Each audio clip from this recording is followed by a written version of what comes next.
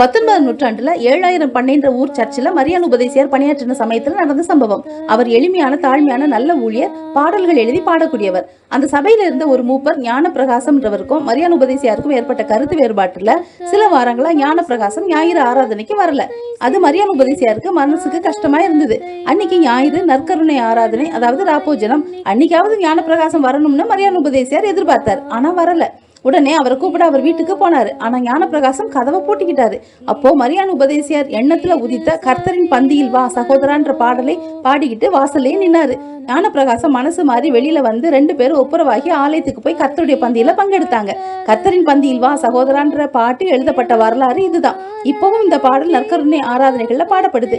யாருடனாவது பிரச்சனை இருந்தா கர்த்தருடைய பந்திக்கு போக முன்னால ஒப்புரவாயிடுறது ஆசீர்வாதமா இருக்கும்.